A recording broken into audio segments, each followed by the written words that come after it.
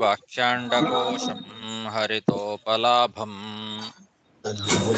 ತರ್ಕಾಭಯೇತಂ ವಿಧಿಶರ್ವಪೂರ್ವಗೀರ್ವಾಣವಿಜ್ಞಾನದಮಾನತೋऽಸ್ಮಿ ಪ್ರಥಮೋ ಹನುಮಾನ್ನಾಮ ದ್ವಿತೀಯೋ ಭೀಮಯೇವ ಚ ಪೂರ್ಣಪ್ರಜ್ಞಸ್ತೃತೀಯಸ್ತು ಭಗವತ್ಕಾರ್ಯಸಾಧಕಃ ಬುದ್ಧಿರ್ಬಲಂ ಯಶೋಧೈರ್ಯಂ ನಿರ್ಭಯತ್ವಂ ಅರೋಗತಾ ಅಜಾಡ್ಯಂ ವಾಕ್ಪಟುತ್ವಂಚ ಹನುಮತ್ ಸ್ಮರಣಾದ್ ಭವೇತ್ ಪೃಥ್ವೀಮಂಡಲಮಧ್ಯಸ್ಥಾಃ ಪೂರ್ಣಬೋಧಮತಾನುಗಾಃ ವೈಷ್ಣವಾ ವಿಷ್ಣುಹೃದಯಾಃ ತಾನ್ನಮಸ್ಯೆ ಗುರುನ್ ಮಮ ಜನ್ಮಾದ್ಯಸ್ಯ ಯತೋನ್ಮಯಾದಿತರತಶ್ಚಾರ್ಥೇಷ್ವಭಿಜ್ಞಸ್ವರಾಟ್ ತೇನೇ ಬ್ರಹ್ಮಹೃದಾಯ ಆದಿಕವಯೇ ಮುಹ್ಯಂತಿ ಯಂ ಸೂರಯಃ ತೇಜೋ ವಾರಿಮೃದಾಂ ಯಥಾ ವಿನಿಮಯೋ ಯತ್ರ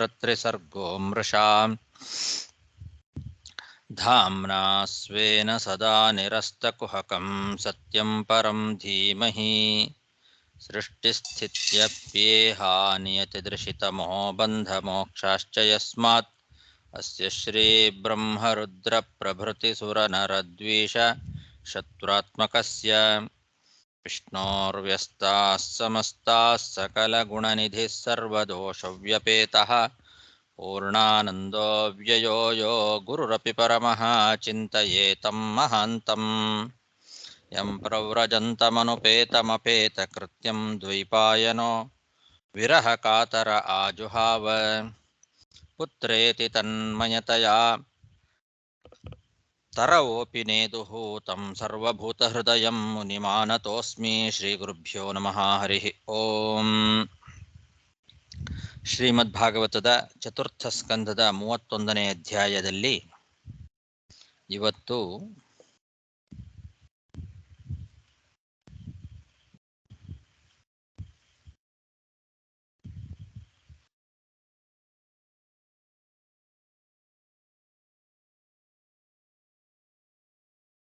ಇಪ್ಪತ್ತನೇ ಶ್ಲೋಕ.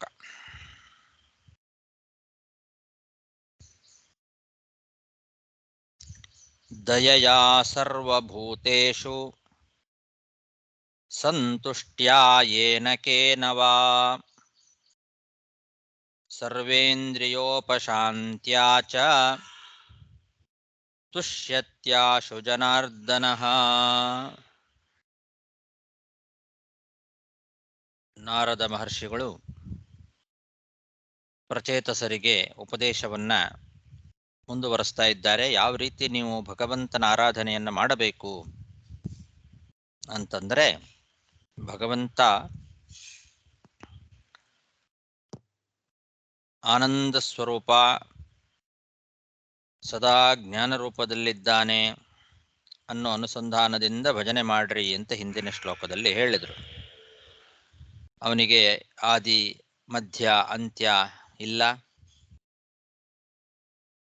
ಆ ಭಗವಂತನ ಪ್ರೇರಣೆ ಇಲ್ಲದೆ ಯಾರಿಗೂ ಸಂಕಲ್ಪ ವಿಕಲ್ಪಗಳು ಉಂಟಾಗೋದಿಲ್ಲ. ಅಂತಹವನು, ಅವನಿಗೆ ಸಮಾನರು ಯಾರೂ ಇಲ್ಲ. ಅಂತಹ ಭಗವಂತನನ್ನ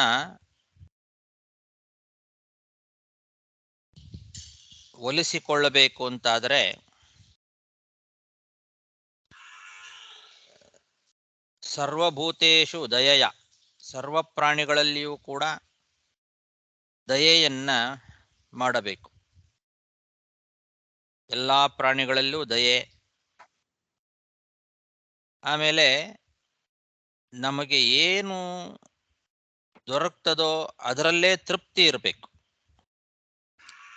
ಭಗವಂತನ ಇಚ್ಛೆಯಿಂದ ಯಾವುದು ನಮಗೆ ಅನಿಷಿದ್ಧವಾದದ್ದು ಸಿಗತ್ತೋ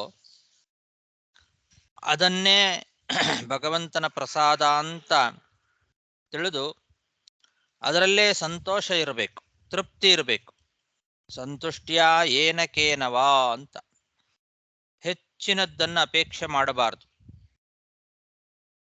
ಇನ್ನೂ ಬೇಕು ಇನ್ನೂ ಬೇಕು ಅಂತ ಹೆಚ್ಚು ಅಪೇಕ್ಷೆಯನ್ನು ಮಾಡದೆ ಶಾಸ್ತ್ರವಿಹಿತವಾದ ಅನಿಷಿದ್ಧವಾದ ಪದಾರ್ಥಗಳು ಭಗವಂತನ ಸಂಕಲ್ಪದಿಂದ ನಮಗೆ ಏನು ಸಿಗ್ತದೋ ಅದರಿಂದಲೇ ಸಂತೋಷವನ್ನ, ತೃಪ್ತಿಯನ್ನ ಹೊಂದಿರಬೇಕು. ಅಲಂಬುದ್ಧಿ ಇರಬೇಕು. ಭಗವಂತ ಕೊಟ್ಟಿದ್ದಾನೆ ಸಾಕು, ಇದೇ ಭಗವಂತನ ಪ್ರಸಾದ ಅಂತ ಇದ್ದದ್ದರಲ್ಲೇ ತೃಪ್ತಿಯನ್ನ ಪಡಿತಾ ಇರಬೇಕು. ಎಲ್ಲಾ ಇಂದ್ರಿಯಗಳನ್ನು ಕೂಡ ಭಗವಂತನಲ್ಲೇ ನಿಲ್ಲಿಸಬೇಕು. ಸರ್ವೇಂದ್ರಿಯ ಉಪಶಾಂತ್ಯ. ಶಾಂತಿ ಅನ್ನೋ ಶಬ್ದಕ್ಕೆ ಭಗವಂತನಲ್ಲಿ ನಿಲ್ಲಿಸೋದು ಅಂತ ಅರ್ಥ. ನಮ್ಮ ಇಂದ್ರಿಯಗಳನ್ನ ಭಗವಂತನಲ್ಲೇ ಉಪಶಾಂತಿ, ಎಲ್ಲಾ ಇಂದ್ರಿಯಗಳನ್ನು ಕೂಡ ಭಗವಂತನಲ್ಲೇ ನೆಲೆ ನಿಲ್ಲಿಸಬೇಕು.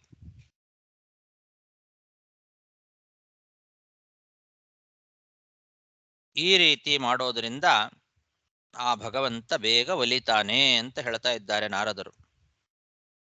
ದಯೆಯ ಸರ್ವಭೂತೇಶು, ಸಕಲ ಪ್ರಾಣಿಗಳಲ್ಲಿಯೂ ದಯೆಯನ್ನ ತೋರಿಸಬೇಕು. ಯಾವುದು ಭಗವಂತನ ಇಚ್ಛೆಯಿಂದ ನಮಗೆ ಪ್ರಾಪ್ತವಾಗ್ತದೋ ಲಬ್ಧವಾಗ್ತದೋ ಅದರಲ್ಲೇ ಸಂತೋಷವನ್ನ, ತೃಪ್ತಿಯನ್ನ ಹೊಂದಿರಬೇಕು. ಎಲ್ಲ ಇಂದ್ರಿಯಗಳನ್ನು ಕೂಡ ಭಗವಂತನಲ್ಲೇ ನೆಲೆ ನಿಲ್ಲಿಸಬೇಕು ಅಂತ. ಇದು ಮತ್ತೊಂದು ರೀತಿಯಾದ ಸಾಧನೆ. ಹಿಂದೆ ಸಾಧನೆಗಳನ್ನ ಹೇಳ್ತಾ ಬಂದಿದ್ದಾರೆ. ನಾವು ಭಗವಂತನನ್ನ ಒಲಿಸಿಕೊಳ್ಳಿಕ್ಕೆ ಏನು ಸಾಧನೆ ಮಾಡಬೇಕು ಅಂತ ಅನ್ನೋದನ್ನ ಹೇಳ್ತಾ ಬರ್ತಾ ಇದ್ದಾರೆ. ಇದು ಮತ್ತೊಂದು ರೀತಿಯಾಗಿರ್ತಕ್ಕಂತಹ ಸಾಧನೆಯನ್ನ ಈ ಶ್ಲೋಕದಲ್ಲಿ ಹೇಳಿದ್ದಾರೆ. ದಯೆಯ ಸರ್ವಭೂತೇಶು ಸಂತುಷ್ಟ್ಯ ಏನಕೇನವ ಸರ್ವೇಂದ್ರಿಯೋಪಶಾಂತ್ಯಾಚ. ಇದನ್ನ ಮಾಡೋದ್ರಿಂದ ಆಶು ಜನಾರ್ದನ ತುಷ್ಯತಿ, ಕೂಡಲೇ ಭಗವಂತ ಒಲಿತಾನಂತೆ. ಇವುಗಳನ್ನೆಲ್ಲ ನಾವು ಮಾಡೋದ್ರಿಂದ ಭಗವಂತ ಬೇಗ ಒಲಿತಾನೆ.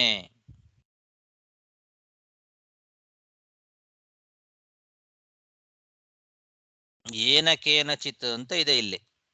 ಸಂತುಷ್ಟ್ಯ ಏನಕೇನವಾ ಅಂತ. ಏನಕೇನವಾ ಸಂತೋಷ ಅಂತಂದ್ರೆ ಏನ್ ಸಿಗುತ್ತೋ ಏನಾದ್ರೂ ಇರ್ಲಿ ಅದರಲ್ಲಿ ಸಂತೋಷ ಪಡಿಬೇಕು ಅನ್ನೋ ಅರ್ಥ ಬರ್ತದೆ ಮೇಲ್ನೋಟಕ್ಕೆ. ಯಾವುದರಿಂದ ಬೇಕಾದ್ರೂ ಸಂತೋಷ ಪಡಿಬಹುದು ಅಂತ ಅರ್ಥ, ಹೇಗೆ ಬೇಕಾದ್ರೂ ಮಾಡಬಹುದು. ಏನಕೇನವಾ ಸಂತುಷ್ಟ್ಯ ಅಂತ. ನೀವು ಒಟ್ಟು ಏನು ಮಾಡ್ತಿರೋ ಬಿಡ್ತಿರೋ ಏನು ಬೇಕಾದ್ರೂ ಮಾಡಿ ಆದ್ರೆ ಒಟ್ಟು ಸಂತೋಷವಾಗಿರಿ ಅನ್ನೋ ರೀತಿ ಅರ್ಥನೂ ಮೇಲ್ನೋಟಕ್ಕೆ ಕಾಣಿಸ್ತದೆ. ಹಾಗರ್ಥ ಅಲ್ಲ. ನಿಮಗೆ ಸಂತೋಷ ಆಗ್ಬೇಕು ಅಂದ್ರೆ ಏನು ಬೇಕಾದ್ರೂ ಮಾಡ್ರಿ, ಏನಕ್ಕೇನವಾ ಸಂತುಷ್ಟ್ಯ, ಏನ್ ಬೇಕಾದ್ರೂ ಮಾಡಿ ಯಾವ್ದ್ರಿಂದ ಬೇಕಾದ್ರೂ ಸಂತೋಷ ಪಡಿ ಅಂತ ಹೇಳೋ ಹಾಗೆ ಮೇಲ್ನೋಟಕ್ಕೆ ಕಾಣಿಸ್ತದೆ. ಹಾಗ ಅರ್ಥ ಮಾಡ್ಕೊಳ್ಬಾರ್ದು. ಸಂತುಷ್ಟ್ಯ ಏನಕೇನವಾ ಅನ್ನೋದಕ್ಕೆ ವ್ಯಾಖ್ಯಾನ ಮಾಡ್ತಾರೆ ವಿಜಯಧ್ವಜರು. ಏನಕೇನಚಿತ್ ಶಾಸ್ತ್ರವಿಹಿತೇನ ಲಬ್ಧೇನ ಅನ್ನಪಾನಾದಿನ ಸಂತುಷ್ಟ್ಯ ಅಲಂಬುದ್ಧ್ಯ ಅಂತರ್ಥ. ಶಾಸ್ತ್ರವಿಹಿತವಾದದ್ದನ್ನೇ ಮಾಡಬೇಕು, ಏನು ಬೇಕಾದ್ರೂ ಮಾಡಬಹುದು ಸಂತೋಷಕ್ಕೋಸ್ಕರ ಅಂತ ಹಾಗ ಅರ್ಥ ಅಲ್ಲ. ಶಾಸ್ತ್ರವಿಹಿತವಾದ ರೀತಿಯಲ್ಲಿ ನಮಗೆ ಏನು ಲಬ್ಧವಾಗ್ತದೋ ಅನ್ನ ಪಾನ ಮೊದಲಾದವುಗಳು ಅದರಲ್ಲೇ ಸಂತೋಷದಿಂದ ಇರಬೇಕು, ಅಲಂಬುದ್ಧಿ ಇರಬೇಕು ಅಂತರ್ಥ. ಯದೃಚ್ಛಯ ಏನಕೇನವಾ ಯದೃಚ್ಛಯ ಅಂತರ್ಥ. ಅದಕ್ಕೆ ಯಾದವಾರ್ಯರು ಯದೃಚ್ಛಯ ಅಂತ ಬರೆದರು. ಯದೃಚ್ಛ ಅಂದ್ರೆ ಭಗವಂತನ ಇಚ್ಛೆ ಅಂತ ಅರ್ಥ. ಅದನ್ನು ಹಿಂದೆ ಹೇಳಿದ್ದಾರೆ.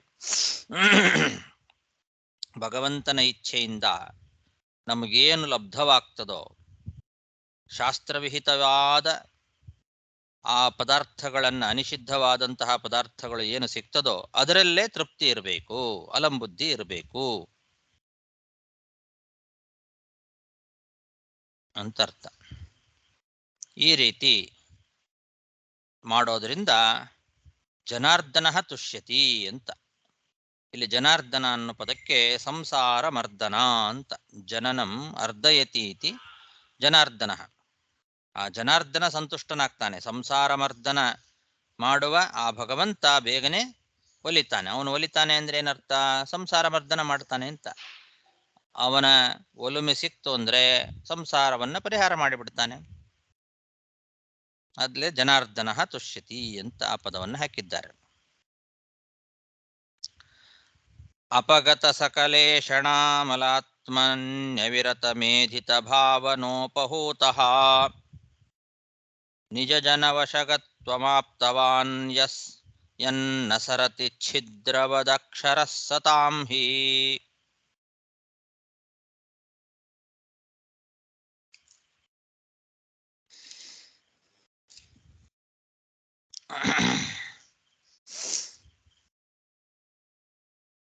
ಆಮೇಲೆ ಅಪಗತ ಸಕಲ ಈಶಣ, ವಿಷಯ ಪದಾರ್ಥಗಳ ಆಸೆಯನ್ನ ಬಿಡಬೇಕು. ಹಿಂದೆ ಸರ್ವೇಂದ್ರಿಯ ಉಪಶಾಂತ್ಯ ಅಂತ ಹೇಳಿದರು. ಅದರದ್ದೇ ವಿವರಣೆ ಇದು.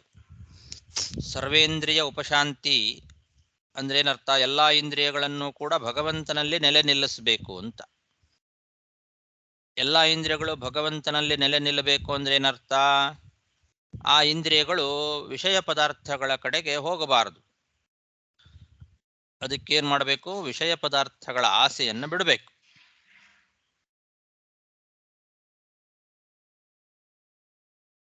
ಈಷಣಗಳು, ನಮಗೆ ಈಷಣಗಳು ಬಹಳ ಇದೆ. ಪುತ್ರೇಷಣ, ವಿತ್ತೇಷಣ ಅಂತ ಹೀಗೆ ಅನೇಕ ಕಾಮನೆಗಳು. ಮಕ್ಕಳ ಮೇಲೆ ಮೋಹ, ಹಣದ ಮೇಲೆ ಮೋಹ, ಮನೆಯ ಮೇಲೆ, ನಮ್ಮ ದೇಹದ ಮೇಲೆ, ಹೀಗೆ ಅನೇಕ ಮೋಹಗಳನ್ನ ನಾವೇನು ಇಟ್ಕೊಂಡಿದ್ದೇವೆ ಅದನ್ನೆಲ್ಲ ಬಿಡಬೇಕು.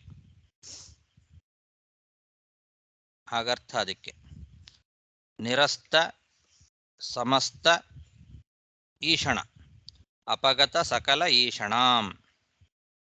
ಅಪಗತವಾದ ಸಕಲೇಷಣಗಳು, ಎಲ್ಲ ಈಷಣಗಳನ್ನು ದೂರ ಮಾಡಿಕೊಳ್ಬೇಕು.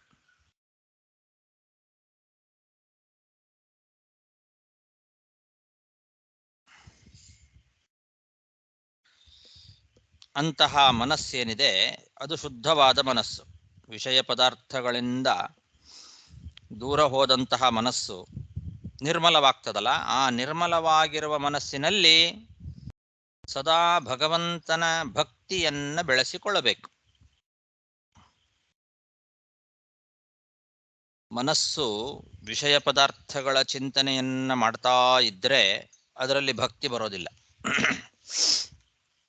ಭಕ್ತಿ ಬರಬೇಕು ಅಂತಾದ್ರೆ, ಮನಸ್ಸಿನಲ್ಲಿ ನಾವು ಭಕ್ತಿಯನ್ನು ಬೆಳೆಸ್ಕೊಳ್ಬೇಕು ಅಂತಾದ್ರೆ ವಿಷಯ ಪದಾರ್ಥಗಳ ಆಲೋಚನೆಯನ್ನ ಬಿಡಬೇಕು. ಆವಾಗ ಮನಸ್ಸು ಶುದ್ಧವಾಗ್ತದೆ. ಅಂತಹ ಶುದ್ಧವಾದ ಅಂತಃಕರಣದಲ್ಲಿ ನಿರಂತರವಾಗಿ ಭಗವಂತನ ಭಕ್ತಿಯನ್ನ ಬೆಳೆಸಿಕೊಳ್ಳಬೇಕು. ಆ ರೀತಿ ಬೆಳೆಸಿಕೊಂಡ್ರೆ ಆವಾಗ ಭಗವಂತ ಪ್ರತ್ಯಕ್ಷನಾಗ್ತಾನೆ. ತಾನು ತನ್ನನ್ನು ಪ್ರಕಾಶಗೊಳಿಸಿ ಆ ನಾರಾಯಣ ನಮಗೆ ದರ್ಶನವನ್ನ ಕೊಡ್ತಾನೆ. ನಮ್ಮ ಹೃದಯದಿಂದ ಎಲ್ಲೂ ಆ ಕಡೆ ಈ ಕಡೆ ಹೋಗೋದಿಲ್ಲ. ಆವಾಗ ಆ ಭಗವಂತ ಅಲ್ಲೇ ನಿಲ್ತಾನೆ, ಹೃದಯದಲ್ಲೇ. ಆತ್ಮನಿ ಅವಿರತಂ ಏಧಿತ ಭಾವನೋಪಹೂತಃ. ಆಹುತಃ ಭಾವನೆಯ ಆಹುತಃ, ನಿರಂತರಂ ಏಧಿತಯಾ ಭಾವನೆಯ ಆಹುತಃ. ನಿರಂತರವಾದ ಭಕ್ತಿಯಿಂದ ನಾವು ಅವನನ್ನ ಆಹುತ ಕರಿಬೇಕು, ನಮ್ಮ ಮನಸ್ಸಿನಲ್ಲಿ ತಂದು ಇಟ್ಟುಕೊಳ್ಬೇಕು. ಬಂದು ಕೂತ ಅಂತಂದ್ರೆ ಅಂದ್ರೆ ಅಲ್ಲಿ ಬಂದು ಕೂಡೋದು ಅಂದ್ರೇನು? ನಮಗೆ ತನ್ನ ದರ್ಶನವನ್ನು ಕೊಡೋದು ಅಂತ ಅರ್ಥ.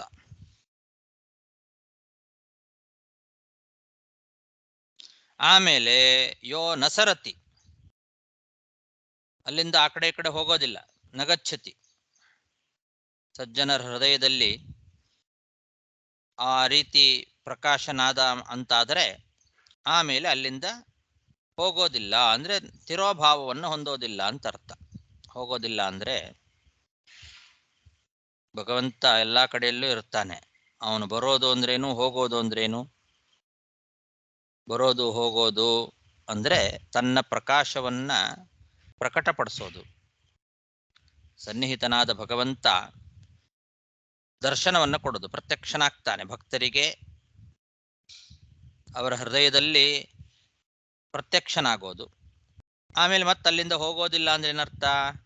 ಮತ್ತೆ ತಿರೋಭಾವವನ್ನ ಪಡೆಯೋದಿಲ್ಲ, ಸದಾ ದರ್ಶನವನ್ನ ಕೊಡ್ತಾ ಇರ್ತಾನೆ ಅಂತ. ಅದಕ್ಕೇನು ಮಾಡಬೇಕು? ಅವರ ಅದಕ್ಕೆ ಯಾಕೆ ಹಂಗೆ ಮಾಡ್ತಾನೆ ಭಗವಂತ ಅಂತಂದ್ರೆ, ಅವನು ಭಕ್ತರ ಅಧೀನ, ಸ್ವಭಕ್ತ ವಶಗತ್ವ, ನಿಜ ಜನ ವಶಗತ್ವಂ ಆಪ್ತವಾನ್. ನಿಜ ಜನರು ಯಾರಿದ್ದಾರೆ, ತನ್ನ ಭಕ್ತ ಜನರು, ಆ ಭಕ್ತ ಜನರಿಗೆ ವಶ ಆಗಿಬಿಡ್ತಾನೆ, ವಶ ಆಗಿಬಿಟ್ಟಿರ್ತಾನೆ ಅವಾಗ. ಅದಕ್ಕೋಸ್ಕರ ಅವನು ಎಲ್ಲಿಯೂ ಹೋಗೋದಿಲ್ಲ.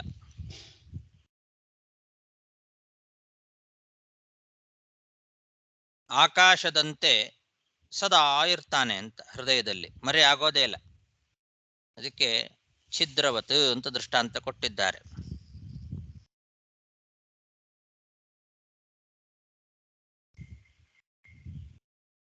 ನಿತ್ಯ ಅಭಿವ್ಯಕ್ತನಾಗ್ತಾನೆ ಅಂತನ್ನೋದಕ್ಕೋಸ್ಕರ ಆ ವಿಶೇಷಣ.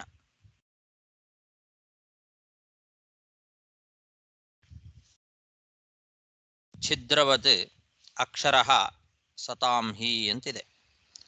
ಛಿದ್ರವತ್ ನ ಸರತಿ ಅಂತ, ಹೃದಯದಲ್ಲಿ ಆ ಭಗವಂತ ಆ ಕಡೆ ಈ ಕಡೆ ಹೋಗದೆ ಅಲ್ಲೇ ಕೂತು ಬಿಡ್ತಾನೆ ಭಕ್ತರ ಹೃದಯದೊಳಗೆ. ನ ಸರತಿ ನ ಗಚ್ಚತಿ ಅಂತ ಅರ್ಥ. ನ ಸರತಿ ಹೋಗೋದಿಲ್ಲ, ಹೋಗೋದಿಲ್ಲ ಅಂದ್ರೆ ತಿರೋಭಾವವನ್ನ ಹೊಂದೋದಿಲ್ಲ, ಮರೆಯಾಗೋದಿಲ್ಲ, ಅಲ್ಲೇ ಕೂತು ಬಿಡ್ತಾನೆ.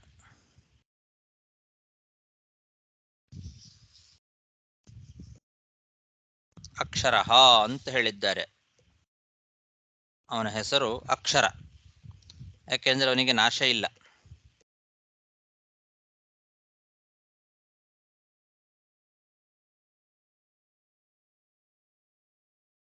ಭಕ್ತರ ಹೃದಯದ ಒಳಗಿಂದ ಆ ಕಡೆ ಈ ಕಡೆ ಹೋಗೋದಿಲ್ಲ ಅನ್ನೋದಕ್ಕೆ ಅಕ್ಷರ ಅನ್ನೋದು ಪೂರಕವಾಗಿರ್ತಕ್ಕಂತಹ ಶಬ್ದ. ಅಲ್ಲಿ ಬಂದು ಕೂತ ಅಂದ್ರೆ ನಕ್ಷರತಿ ಅಂದ್ರೆ ಅಲುಗಾಡೋದಿಲ್ಲ, ಸ್ರವತಿ ನ, ಮತ್ತೆ ಅಲ್ಲಿಂದ ಕ್ಷರ ಆಗೋದಿಲ್ಲ, ನಾಶ ಆಗೋದಿಲ್ಲ, ಸದಾ ಅಲ್ಲೇ ದರ್ಶನವನ್ನು ಕೊಡ್ತಾ ಇರ್ತಾನೆ ಅಂತ.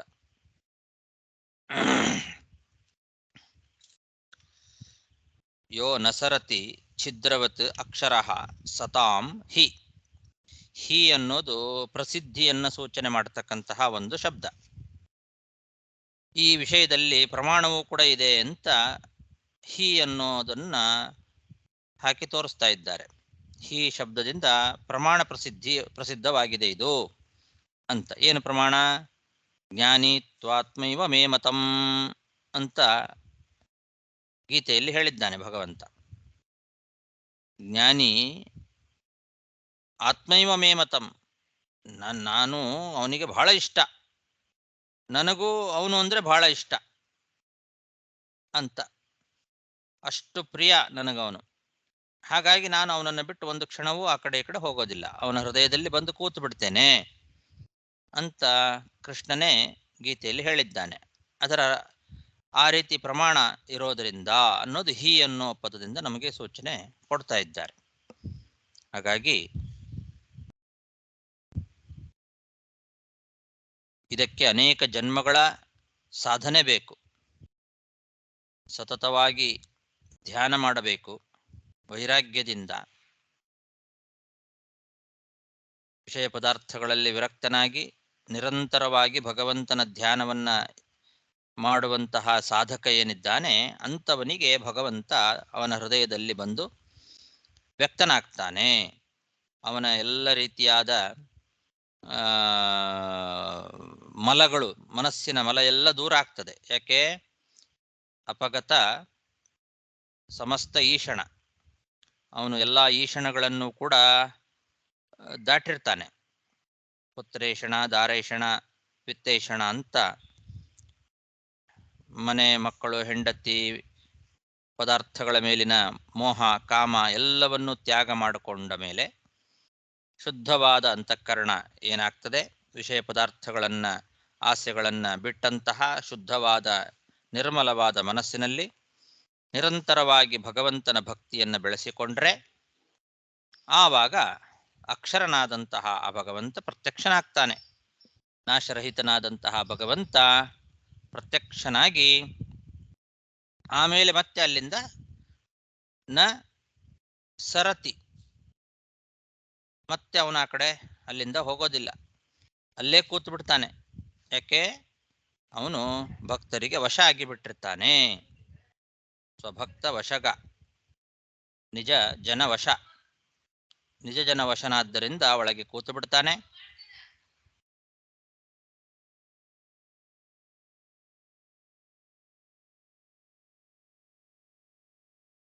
ಹೃದಯದಲ್ಲಿ ಅವನು ಯಾವಾಗಲೂ ಇರ್ತಾನೆ. ಛಿದ್ರವತ್ ಅಂತ, ಛಿದ್ರವತ್ ಅಂದ್ರೆ ಆಕಾಶದಂತೆ. ಆಕಾಶ ಹೇಗೆ ಯಾವಾಗಲೂ ಇರ್ತದೋ ಹಾಗೆ ಅಂತ ಅರ್ಥ. ನಿತ್ಯ ಸನ್ನಿಹಿತ ಅನ್ನೋ ಅಭಿಪ್ರಾಯದಲ್ಲಿ ಆಕಾಶದ ದೃಷ್ಟಾಂತವನ್ನು ಕೊಟ್ಟಿದ್ದಾರೆ. ನಿತ್ಯ ಸನ್ನಿಹಿತನಾಗಿ ಬಿಡ್ತಾನೆ.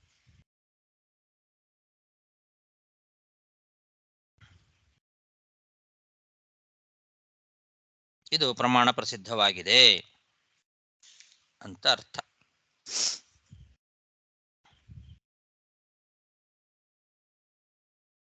ಎಲ್ಲ ಪದಗಳಿಗೆ ಅರ್ಥ ಆಯ್ತಲ್ಲ. ಅಪಗತ ಸಕಲೇಶಣಾಮಲಾತ್ಮನ್ಯವಿರತ ಮೇಧಿತ ಭಾವನೋಪಹೂತಃ ನಿಜ ಜನವಶಗತ್ವಮಾಪ್ತವಾನ್ ಯನ್ನ ಸರತಿ ಛಿದ್ರವದಕ್ಷರ ಸತಾಂ ಹಿ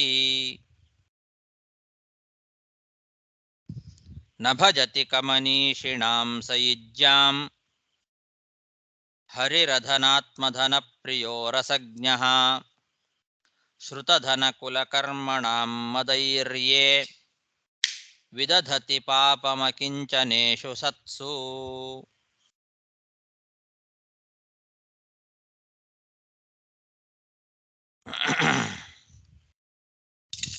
ನಮಗೆ ನಿಜವಾದ ಸಂಪತ್ತು ಅಂತಂದ್ರೆ ಅದು ಭಗವಂತನ ಜ್ಞಾನ.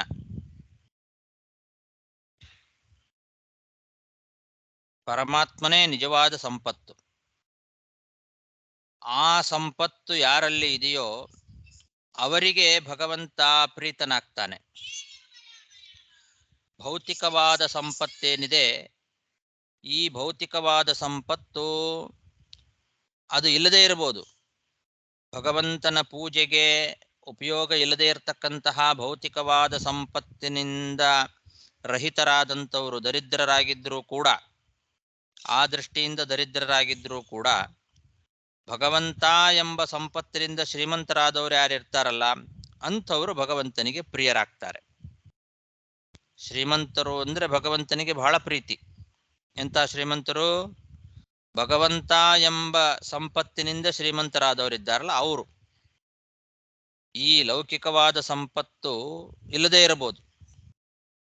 ಅಧನಾತ್ಮ ಧನಪ್ರಿಯ ಅಂತ. ಅಧನಾತ್ಮ ಧನಪ್ರಿಯ ಅವನು. ಪರಮಾತ್ಮನ ಪೂಜೆಗೆ ಉಪಯೋಗ ಇಲ್ಲದೆ ಇರತಕ್ಕಂತಹ ಭೌತಿಕವಾದ ಎಷ್ಟು ಸಂಪತ್ತಿದ್ದೇನು ಉಪಯೋಗ? ಅಂತಹ ಬೇಕಾದಷ್ಟು ಸಂಪತ್ತಿದ್ರೂ ಅವನು ಬಡವನೇ. ಯಾಕೆಂದ್ರೆ ಆ ಸಂಪತ್ತು ನಿಜವಾದ ಸಂಪತ್ತಲ್ಲ. ನಿಜವಾದ ಸಂಪತ್ತು ಭಗವಂತನೇ ಸಂಪತ್ತು. ಆ ಭಗವಂತನನ್ನ ಯಾರು ಪಡ್ಕೊಂಡಿದ್ದಾರಲ್ಲ ಅಂತಹ ಉತ್ತಮವಾದ ಸಂಪತ್ತುಳ್ಳ ಶ್ರೀಮಂತರು ಅಂದ್ರೆ ಭಗವಂತನಿಗೆ ಬಹಳ ಪ್ರಿಯ. ಯಾಕೆ ಅಂದ್ರೆ ಅವನು ನೋಡೋದು ಅವರ ಒಳಗೆ ಇರುವ ಆ ಭಕ್ತಿಯನ್ನ ಮಾತ್ರ. ರಸಜ್ಞ ಅವನು. ಭಕ್ತಿಯನ್ನ ಮಾತ್ರ ನೋಡ್ತಾನೆ. ಅವರಲ್ಲಿ ಎಷ್ಟು ಸಂಪತ್ತಿದೆ ಅನ್ನೋದನ್ನ ನೋಡೋದಿಲ್ಲ ಅವನು. ಅವನಿಗೆ ಸಂಪತ್ತನ್ನು ನೋಡಿ ಪ್ರೀತಿಸ್ತಕ್ಕಂಥವನಲ್ಲ. ಭೌತಿಕವಾದ ಸಂಪತ್ತನ್ನು ನೋಡಿ ಅವನು ಪ್ರೀತಿಯನ್ನ ಮಾಡ್ತಕ್ಕಂಥವನಲ್ಲ. ಅದು ಲೌಕಿಕರ ಲಕ್ಷಣ. ಅದು ಭಗವಂತ ರಸಜ್ಞ, ಮಧುರವಾದ ಭಕ್ತಿ ರಸವನ್ನೇ ಗ್ರಹಣ ಮಾಡ್ತಕ್ಕಂಥವನು. ಹಾಗಾಗಿ ಅಂತಹ ಸಂಪತ್ತು ಯಾರಲ್ಲಿ ಇದೆಯೋ, ಪರಮಾತ್ಮ ಎಂಬ ಸಂಪತ್ತು ಯಾರಲ್ಲಿದೆಯೋ, ಆ ಸಂಪತ್ತಿನಿಂದ ಶ್ರೀಮಂತರಾದವರು ಯಾರಿದ್ದಾರೋ ಅಂಥವರು ಭಗವಂತನಿಗೆ ಅತ್ಯಂತ ಪ್ರಿಯರಾಗ್ತಾರೆ. ಇಂತಹ ವಿದ್ಯೆ, ಇಂತಹ ಧನ, ಕುಲ, ಕರ್ಮ,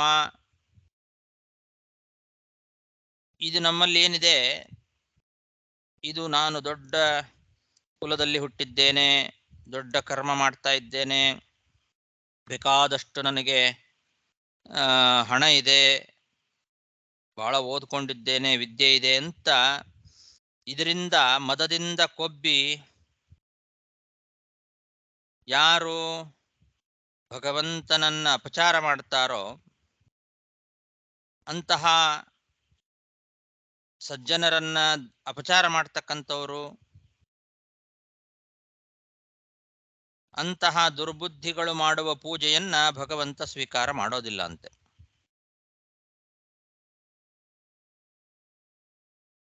ಭೌತಿಕವಾದ ಸಂಪತ್ತು ಇಲ್ಲದೆ ಇರತಕ್ಕಂಥವರು ಸಜ್ಜನರು ಯಾರಿದ್ದಾರೆ, ಭಗವಂತ ಎಂಬ ಸಂಪತ್ತನ್ನು ಪಡ್ಕೊಂಡಂತಹ ಸಜ್ಜನರು, ಅವರಿಗೆ ಭೌತಿಕವಾದ ಸಂಪತ್ತಿರೋದಿಲ್ಲ. ಲೌಕಿಕವಾಗಿ ಅವರು ದರಿದ್ರರಾಗಿರ್ತಾರೆ, ಆದರೆ ಸಜ್ಜನರಾಗಿರ್ತಾರೆ, ಭಕ್ತರಾಗಿರ್ತಾರೆ. ಅಂಥವ್ರನ್ನ ಇವರು ಯಾರು ಭೌತಿಕವಾದ ಸಂಪತ್ತಿನಿಂದ, ಸಂಪತ್ತಿನ ಮದದಿಂದ, ವಿದ್ಯೆಯ ಮದದಿಂದ ಇರಬಹುದು, ಅಥವಾ ಕರ್ಮಗಳ ಮದದಿಂದ ಇರಬಹುದು, ಕುಲಮದ, ಈ ಮದದಿಂದ ಕೊಬ್ಬಿ ಈ ಸಜ್ಜನರನ್ನ, ಭೌತಿಕವಾದ ಸಂಪತ್ತಿಲ್ಲದೆ ಇರತಕ್ಕಂತಹ ಒಳ್ಳೆ ಸದಾಚಾರ ಸಂಪನ್ನರಾದಂತಹ ಭಕ್ತಿ ಉಳ್ಳ ಸಜ್ಜನರನ್ನ ಅಪಚಾರ ಮಾಡ್ತಾರಲ್ಲ, ಅಂಥ ದುರ್ಬುದ್ಧಿಗಳ ಮಾಡುವ ಪೂಜೆಯನ್ನ ಭಗವಂತ ಸ್ವೀಕಾರ ಮಾಡೋದಿಲ್ಲ. ಈ ಥರ ಲೋಕದಲ್ಲಿ ನಡೆಯುತ್ತೆ. ಲೋಕದಲ್ಲಿ ಶ್ರೀಮಂತರು ಅಂತಂದ್ರೆ ಅದು ಹಣದಿಂದ ಯಾರು ಶ್ರೀಮಂತರು ಅವರೇ ಶ್ರೀಮಂತರು ಈಗಿನ ಕಾಲದಲ್ಲಿ. ಹಾಗಾಗಿ ಆ ಶ್ರೀಮಂತರು ಈ ಲೌಕಿಕದಲ್ಲಿ ಬಡವರು ಅಂತ ಯಾರು ಕರೆಸ್ಕೊಂಡಿದ್ದಾರೆ, ಹಣ ಇಲ್ಲದೆ ಇರತಕ್ಕಂಥವ್ರು, ಅಂಥವರನ್ನ ನೆಗ್ಲೆಕ್ಟ್ ಮಾಡ್ತಾರೆ, ಅಂಥವರಿಗೆ ಅಪಚಾರ ಮಾಡ್ತಾರೆ. ನಾನು ಉತ್ತಮ ಕುಲದಲ್ಲಿ ಹುಟ್ಟಿದ್ದೇನೆ ಅಂತ ಕುಲದ ಮದದಿಂದ ಕೆಲವರು ಕೊಬ್ಬಿರ್ತಕ್ಕಂಥವರಿದ್ದಾರೆ. ಕೆಲವರು ಕರ್ಮದ ಮದ, ನಾನು ದೊಡ್ಡ ಪೋಸ್ಟಲ್ಲಿದ್ದೇನೆ, ಇವನೇನು ಉಪಯೋಗ ಇಲ್ಲ ಅಂತ ಅವರನ್ನ ನೆಗ್ಲೆಕ್ಟ್ ಮಾಡೋದು. ಇನ್ನು ಕೆಲವರು ಹಣದ ಮದ, ನನಗೆ ಬೇಕಾದಷ್ಟು ಹಣ ಇದೆ, ಇವರಲ್ಲಿ ಹಣ ಇಲ್ಲ ಅಂತ ಬಡವರನ್ನ. ಇನ್ನು ಕೆಲವರು ವಿದ್ಯೆಯ ಮದ, ನಾನು ಬಹಳ ಓದ್ಕೊಂಡಿದ್ದೇನೆ, ಬಹಳ ತಿಳ್ಕೊಂಡಿದ್ದೇನೆ, ಇವನೇನು ಅವಿದ್ಯಾವಂತ ಅಂತ. ಹೀಗೆ ಸಜ್ಜನರ ಮೇಲೆ ವಿದ್ಯೆಯ, ಹಣದ, ಕುಲದ, ಕರ್ಮದ ಮದದಿಂದ, ಶ್ರುತ ಧನ ಕುಲ ಕರ್ಮಣಾಂ ಮದೈಹಿ ಅಂತ, ಶ್ರುತ ಧನ ಕುಲ ಕರ್ಮ ಇವುಗಳ ಮದದಿಂದ ಯಾರು ಈ ಸಜ್ಜನರ ಮೇಲೆ ಅಪಚಾರ ಮಾಡ್ತಾರೋ ಅಂತಹ ದುರ್ಬುದ್ಧಿಗಳು ಮಾಡುವ ಪೂಜೆಯನ್ನು ನಾನು ಸ್ವೀಕಾರ ಮಾಡೋದಿಲ್ಲ ಅಂತ ಭಗವಂತ ಹೇಳ್ತಾನೆ. ಅಂತವರ ಪೂಜೆಯನ್ನ ಭಗವಂತ ಸ್ವೀಕಾರ ಮಾಡೋದಿಲ್ಲ ಅಂತೆ. ಇಲ್ಲಿ ಅಧನಾತ್ಮಧನ ಪ್ರಿಯ ಅವನು ಭಗವಂತ, ಅಧನಾತ್ಮಧನ ಪ್ರಿಯ. ಏನ್ ಹಂಗಂದ್ರೆ ಅದಕ್ಕೆ ತಾತ್ಪರ್ಯವನ್ನು ಬರೆದಿದ್ದಾರೆ ಆಚಾರ್ಯರು. ಅಧನಾಶ್ಚ ತೇಯೇವ ಆತ್ಮಧನಾಹ ಚ ಅಧನಾತ್ಮಧನಾಹ ಅಂತ. ಅಧನಾತ್ಮಧನ ಭಗವಂತನ ಪೂಜೆಗೆ ವಿನಿಯೋಗವಾಗದೆ ಕೇವಲ ಮದ ಬರಲಿಕ್ಕೆ ಕಾರಣವಾಗುವಂತಹ ಧನ, ಬೇಕಾದಷ್ಟು ಹಣ ಇದೆ ಅಂತ ಹೇಳಿ ಆ ಹಣದ ಮದ ಬಂದ್ಬಿಡ್ತದೆ, ನಮ್ಮ ಹತ್ರ ತುಂಬಾ ಹಣ ಇದೆ ಅಂತ. ಆ ಹಣ ಯಾವುದಕ್ಕೂ ಉಪಯೋಗ ಇಲ್ಲ, ಭಗವಂತನ ಪೂಜೆಗೆ ಅದು ಉಪಯೋಗ ಇಲ್ಲ. ಭಗವಂತನ ಪೂಜೆಗೆ ವಿನಿಯೋಗವಾಗದೆ ಕೇವಲ ಹಣ ಮದಕ್ಕೆ ಕಾರಣವಾಗಿರ್ತಕ್ಕಂತಹ ಹಣ ಅದು ಯಾರಲ್ಲಿ ಇಲ್ಲವೋ ಅವರು ಅಧನರು. ಪರಮಾತ್ಮ ಅನ್ನೋ ಧನ ಅವರಲ್ಲಿ ಇರ್ತದೆ. ಆ ಪರಮಾತ್ಮ ಅಂತನ್ನೋ ಧನ ಏನಿದೆ ಆ ಧನದಂತೆ ಪ್ರಿಯನಾಗ್ತಾನೆ ಭಗವಂತ. ಅಂತಹ ಧನವುಳ್ಳವರಿಗೆ ಭಗವಂತ ಬಹಳ ಪ್ರಿಯ. ಭಗವಂತನೇ ನನಗೆ ಸಂಪತ್ತು ಅಂತ ತಿಳ್ಕೊಂಡು ಆ ಭಗವಂತನನ್ನೇ ಆರಾಧನೆ ಮಾಡ್ತಾ ಇರ್ತಕ್ಕಂಥವ್ರು ಲೌಕಿಕವಾದ ಸಂಪತ್ತಿಲ್ಲದೆ ಇದ್ರೂ ಕೂಡ ಭಗವಂತ ಅನ್ನೋ ಸಂಪತ್ತಿನಿಂದ ಶ್ರೀಮಂತರಾಗಿರ್ತಾರಲ್ಲ ಅಂಥವರು ಭಗವಂತನಿಗೆ ಪ್ರಿಯರಾಗ್ತಾರೆ ಅಂತ ಅಭಿಪ್ರಾಯ.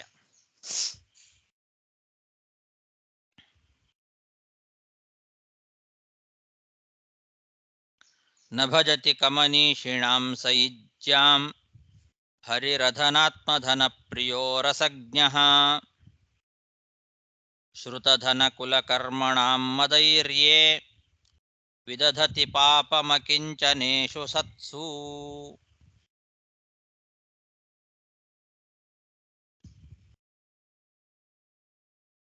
ಈ ವಿಷಯದಲ್ಲಿಯೂ ಕೂಡ ಪ್ರಮಾಣ ಇದೆ. ಆ ಪ್ರಮಾಣ ಭಗವದ್ಗೀತೆ ಪ್ರಿಯೋ ಹಿ ಜ್ಞಾನಿನೋತ್ಯರ್ಥಂ ಅಹಂ ಸಚ ಮಮ ಪ್ರಿಯ ಅಂತ. ಜ್ಞಾನಿಗೆ ನಾನು ಅತ್ಯಂತ ಪ್ರಿಯ, ಅವನನ್ನು ಕಂಡ್ರೆ ನನಗೂ ಪ್ರೀತಿ ಅಂತ.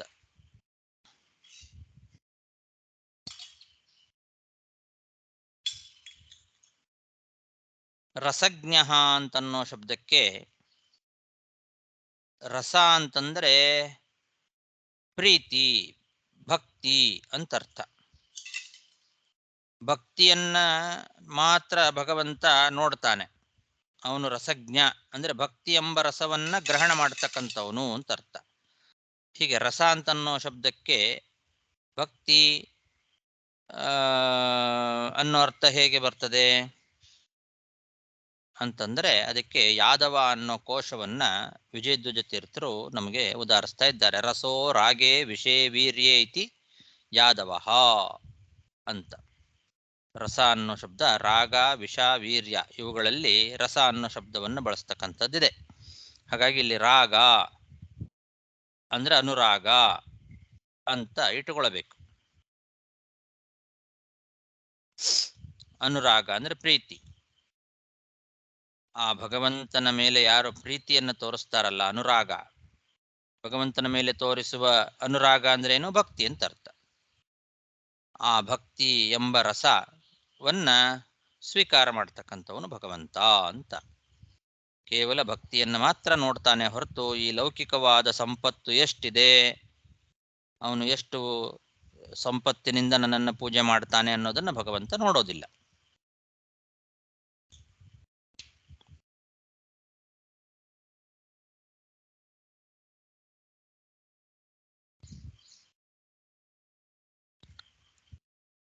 ಲೌಕಿಕವಾದ ಸಂಪತ್ತನ್ನ ಭಗವಂತನ ಪೂಜೆಗೆ ವಿನಿಯೋಗ ಮಾಡದೆ ಯಾರು ಕೂಡಿ ಇಟ್ಟಿರ್ತಾರಲ್ಲ ಅಂಥವರು ಕುಮನೀಶ್ವರಿಗಳು.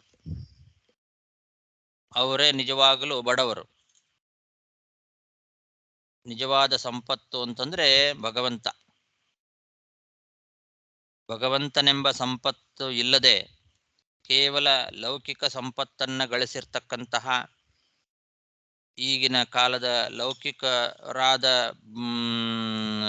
ಶ್ರೀಮಂತರು ಅಂತೇನು ಕರೆಸ್ಕೊಂಡಿದ್ದಾರಲ್ಲ ಅವರೇ ನಿಜವಾಗ್ಲೂ ಬಡವರು, ಅವರೇ ದರಿದ್ರರು. ಭಗವಂತ ಎಂಬ ಸಂಪತ್ತನ್ನ ಗಳಿಸಿರ್ತಕ್ಕಂಥವರು ಲೌಕಿಕವಾದ ಭೌತಿಕವಾದ ಸಂಪತ್ತು ಇಲ್ಲದೇ ಇದ್ರೂ ಕೂಡ ಅವರು ನಿಜವಾಗ್ಲೂ ಶ್ರೀಮಂತರು. ಅಂತಹ ಶ್ರೀಮಂತರನ್ನ ಭಗವಂತ ಪ್ರೀತಿಸ್ತಾನೆ. ಭಗವಂತನ ಪೂಜೆಗೆ ಉಪಯೋಗ ಇಲ್ಲದೆ ಇರತಕ್ಕಂತಹ ಭೌತಿಕವಾದ ಎಷ್ಟು ಸಂಪತ್ತನ್ನ ಇಟ್ಕೊಂಡಿದ್ರೂ ಕೂಡ ಅಂತಹ ಶ್ರೀಮಂತರನ್ನ ಭಗವಂತ ಪ್ರೀತಿಸೋದಿಲ್ಲ.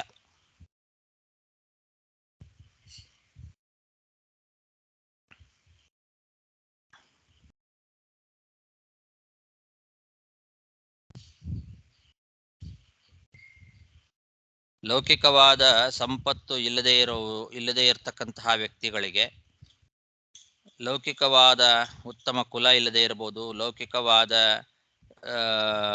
ಕರ್ಮದಲ್ಲಿ ಅವರು ಒಳ್ಳೆ ಪೋಸ್ಟಲ್ಲಿ ಇಲ್ಲದೆ ಇರಬಹುದು, ಆಮೇಲೆ ಹೆಚ್ಚು ಜ್ಞಾನ ಸಂಪಾದನೆ ಮಾಡದೇ ಇರಬಹುದು. ಇಂತಹ ವ್ಯಕ್ತಿಗಳು ಭಗವಂತನ ಭಕ್ತರಾಗಿದ್ದರೆ, ಸಜ್ಜನರಾಗಿದ್ದರೆ,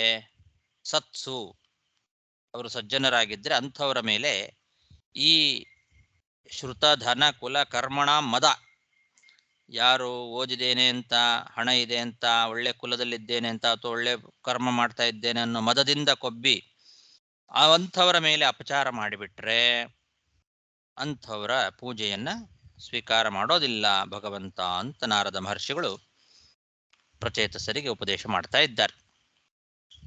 ಅಲ್ಲಿಗೆ 22 ಶ್ಲೋಕ ಆಯ್ತು, ಸಾಕು. ಶ್ರೀಕೃಷ್ಣಾರ್ಪಣಮಸ್ತು. ಪ್ರಕಾಶಿಕಾಲಿ ಒಂದು ಕರ್ಮಧಾರೆಯ ಕೊಟ್ಟಿದ್ದಾರೆ, ಏನು ವ್ಯಾಖ್ಯಾನ ಏನಂತ ಎಲ್ಲಿ? ಪ್ರಕಾಶಿಕಾಲಿ ಅತ್ರ ಈ ಶ್ಲೋಕ ಅತ್ರ ಅಧನಾತ್ಮಧನ ಶಬ್ದಯೋಃ ಕರ್ಮಧಾರಯಃ ಏವ ಸಮಾಸಃ. ಅಧನಾತ್ಮಧನ ಪ್ರಿಯ ಅಂತಿದೆ ಅಲ್ವಾ? ಆ ಅಧನಾತ್ಮಧನ ಪ್ರಿಯ ಅನ್ನೋ ಶಬ್ದಕ್ಕೆ ಕರ್ಮಧಾರೆಯ ಸಮಾಸವನ್ನೇ ಮಾಡಬೇಕು ಅನ್ನೋ ಅಭಿಪ್ರಾಯದಿಂದ ಅಧನಾಶ್ಚ ಆಚಾರ್ಯ ತಾತ್ಪರ್ಯ ಬರೆದದ್ದು ಅಂತ. ಅಧನಾಶ್ಚ ತೇಯೇವ ಅಧನಾತ್ಮಧನಾಃ ಚ ಅಧನಾತ್ಮಧನಾಃ. ಅಧನಾಶ್ಚ ಅಧನ ಆತ್ಮಧನ ಪ್ರಿಯ, ಅಧನಾಃ ಆತ್ಮಧನಾಃ. ಯಾರು ಅಧನರೋ ಅವರೇ ಆತ್ಮಧನ ಪ್ರಿಯರು ಅಂತ ಕರ್ಮಧಾರೆಯ ಸಮಾಸ ಮಾಡಬೇಕು. ಅಧನರು ಅಂತಂದ್ರೆ ಲೌಕಿಕವಾದ ಸಂಪತ್ತು ಇಲ್ಲದೆ ಭಗವಂತ ಎಂಬ ಸಂಪತ್ತನ್ನ ಪಡ್ಕೊಂಡಿರ್ತಕ್ಕಂಥವರು ಅಂತ ಅರ್ಥ. ಧನ್ಯವಾದ. ಅಧನಾಂಬ ಶಬ್ದಕ್ಕ ಇಲ್ಲ, ಎರಡು ಸೇರಿಸಿ. ಅಧನಾಂಬ ಶಬ್ದಕ್ಕ ಹರಿಪೂಜೆಗೆ ಉಪಯೋಗ ಇಲ್ಲದೆ ಇರತಕ್ಕಂತಹ ಲೌಕಿಕವಾದ ಹಣ ಯಾರಲ್ಲಿ ಇದೆಯೋ ಅವರು ಅಧನರು. ಸರಿ. ಧನವಂತರು ಅಂತಂದ್ರೆ ಧನವತ್ ಪ್ರಿಯ. ಅಧನಾಹ ಮತ್ತು ಧನವಂತ ಇಬ್ರು ಒಂದೇ. ಧನ ಅಂದ್ರೆ ಭಗವಂತ ಎಂಬ ಧನ, ಆತ್ಮಧನ. ಆತ್ಮಧನಾಹ ಅಧನಾಹ ಅಂದ್ರು ಆತ್ಮಧನಾಹ ಅಂದ್ರು ಒಂದೇ. ಕರ್ಮಧಾರೆಯ ಮಾಡ್ಕೊಳ್ರಿ. ಅಧನಾಹ ಏವ ಆತ್ಮಧನಾಹ. ಅಧನಾಹ ಅನ್ನೋ ಶಬ್ದಕ್ಕೆ ಭಗವಂತನ ಪೂಜೆಗೆ ಉಪಯೋಗ ಇಲ್ಲದೆ ಇರತಕ್ಕಂತಹ ಭೌತಿಕವಾದ ಸಂಪತ್ತನ್ನ ಪಡೆಯದೇ ಇರತಕ್ಕಂಥವ್ರು, ಅವರಿಗೆ ಭೌತಿಕವಾದ ಸಂಪತ್ತು ಇಲ್ಲ. ಅಂತಹ ಅಧನರು ಯಾರಿದ್ದಾರೆ ಅವರೇ ಧನಾಹ, ಆತ್ಮಧನಾಹ, ಆತ್ಮ ಎಂಬ ಧನ ಉಳ್ಳವರು ಅಂತ. ಧನ್ಯವಾದಗಳು ಆಚಾರ್ಯ. ಸೊ ಅಲ್ಲಿ ಬಂದು ಕರ್ಮಧಾರಿ ಎದಕ್ಕೆ ಬರುತ್ತೆ? ಆತ್ಮನ ಪ್ರಿಯ ಬಂದು ಭೇದ ಇಲ್ಲ ಬರೋಲ್ಲ. ಕರ್ಮಧಾರಿ ಎಂಬುದು ವಿಶೇಷ. ಕರ್ಮಧಾರಯ ಅಂದ್ರೆ ಅಧನ ಮತ್ತು ಆತ್ಮಧನ ಅನ್ನೋ ಎರಡು ಪದಗಳು ಒಂದೇ, ಒಬ್ಬನನ್ನೇ ಹೇಳ್ತಾ ಇದೆ ಅಂತ. ಅದಕ್ಕೆ ಅಧನ ಶಬ್ದಕ್ಕೂ ಮತ್ತು ಧನಪ್ರಿಯ ಅನ್ನೋ ಶಬ್ದಕ್ಕೂ ಕರ್ಮಧಾರಿಯ, ಆತ್ಮಧನ ಅನ್ನೋ ಶಬ್ದಕ್ಕೂ ಕರ್ಮಧಾರಿಯ ಮಾಡ್ಕೊಳ್ರಿ. ಅಧನರೇ ಆತ್ಮಧನರು, ಅಧನಾಶ್ಚ ಆತ್ಮಧನಾಶ್ಚ ಅಂತ. ಹಾಗೆ ಕರ್ಮಧಾರಿಯ ಆತ್ಮಧನಕ್ಕೆ ಬಂದು ಅಧನ ಎಂಬುದು ವಿಶೇಷವಾದ, ಅದು ಬಂದು ವಿಶೇಷಣ. ಹೌದು, ವಿಶೇಷಣ. ಆತ್ಮಧನರೇ ಅಧನರು. ಯಾರು ಅಧನರೋ ಮತ್ತು ಯಾರು ಆತ್ಮಧನರೋ, ಅಧನರಾದ ಆತ್ಮಧನರು ಯಾರಿದ್ದಾರೋ ಅವರು ಪ್ರಿಯರು ಭಗವಂತನಿಗೆ ಅಂತ.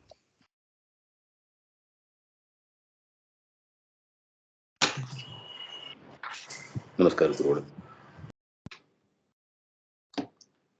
ನಮಸ್ಕಾರ ಆಚಾರ್ಯ. ಹರೇ ನಮಃ. ಹರೇ ನಮಃ. ಹರೇ ನಮಃ. ನಮಸ್ಕಾರ.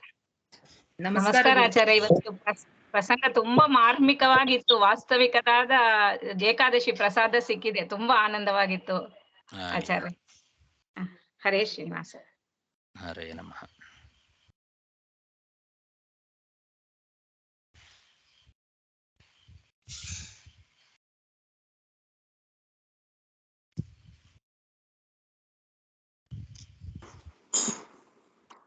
ನಮಸ್ಕಾರ ಆಚಾರ್ಯ.